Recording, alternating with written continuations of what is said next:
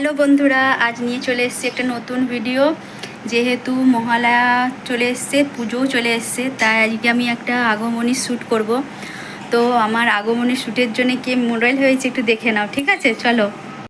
তো চলো বন্ধুরা, দেখে নাও কাকে আমি মডেল বানাচ্ছি দুর্গা পুজোর।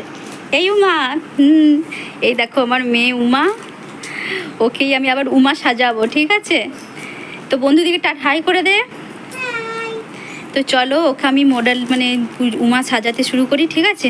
দুর্গা, ওকে। তো বন্ধুরা দেখো, প্রথমে আমি আলতাটা পরিয়ে নিচ্ছি, তারপরে মেকআপ করতে শুরু করব। এই দেখো তোমাদের মডেল উমা শুয়ে পড়েছে। না শুয়ে মেকআপ করালেও খুব ছটপট করে, এতেই আলতা হাতটা নাকে হাত দিয়ে দিচ্ছে, গালে হাত দিয়ে দিচ্ছে। তাই ওকে শুয়ে শুয়ে মেকআপটাও করিয়ে নিলাম, তা নাহলে প্রচণ্ড ছটপট ছটপট করছিল, সেজন্য।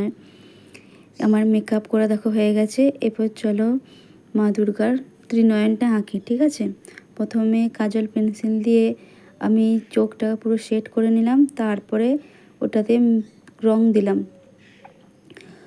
এই অরেঞ্জ কালারের রংটা দিতে এই মূর্তির যে কালারটা হয় না, সেরকম দেখতে লাগে, সেজন্য এই অরেঞ্জ কালারের রংটা আমি দিলাম। তোমার চোখটা আঁকা কেমন হয়েছে অবশ্যই কিন্তু কমেন্ট করে জানাবে, ঠিক আছে? দেখো মডেলের এরপর আইলাইনার পরিয়ে দেব, যেমন চোখগুলো একটু বড় বড় লাগে।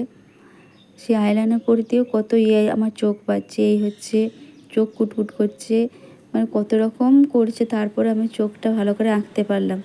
এরপরে দেখো ওর মেকআপ পুরো কমপ্লিট হয়ে গেছে, বসে বসে শুধু হাসছে। এরপর আমি হাতের একটা কলকা আঁকার চেষ্টা করলাম, যদিও পারি না, তাও আমি চেষ্টা করলাম, দেখি যদি পারি। অনেক রকম তো হয়, তা সেই জন্য আমি এটা করার চেষ্টা করলাম, কারণ আলপনা দিই তো, সে আলপনার মতনই খানিকটা দেওয়ার মতন চেষ্টা করলাম।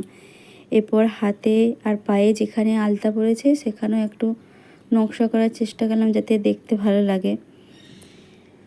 দেখো আমার পুরোপুরি সাজানো কমপ্লিট হয়ে গেছে, শুধু চুলটা লাগালেই হয়ে যাবে।